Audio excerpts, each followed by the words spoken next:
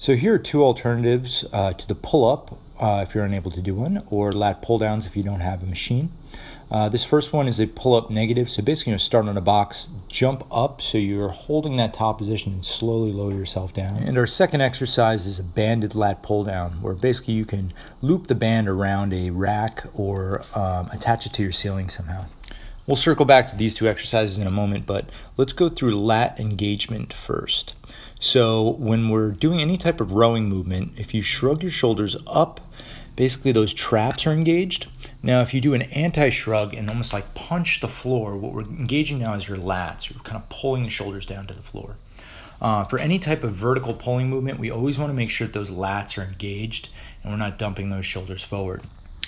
Here's an example of a vertical pull with lat engagement. The big thing we're focusing on is keeping that head back and pulling those shoulders down to the floor. So as you reach up, you'll pull down, driving those elbows down to the floor as well as the shoulders.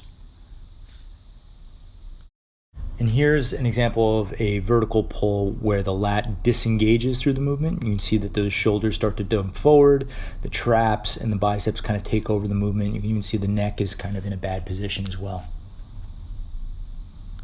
And here's the proper lat engagement where you're driving those shoulders and elbows down to the floor, keeping the lat engaged.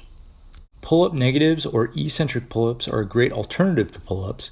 Again, we're just going to start on a really high box, jump up there, and then just slowly try to control yourself either at the top or slowly lower yourself down. It's a great way to bridge the gap between doing a real pull-up or doing pull-ups with bands. Now there's a couple ways to set up a banded lat pull down. This is a single loop setup where we're looping it around a squat rack. If you don't have a squat rack at home, you might need to get creative, attach it to like a pull-up bar, like one of those pull-up bars that you set up indoors.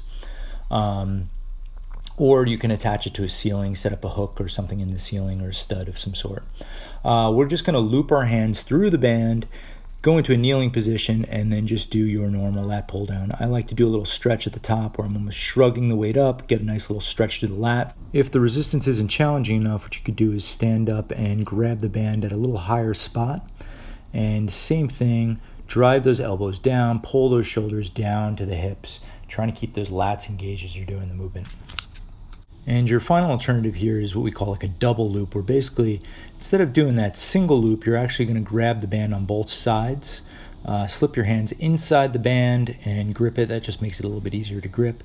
Same thing, you get a nice big stretch, almost shrug that weight up, let the lats stretch before pulling down and driving those elbows and shoulders down to your hips. And for more information about custom online program design and coaching, you can check us out at GameTimeStrength.com.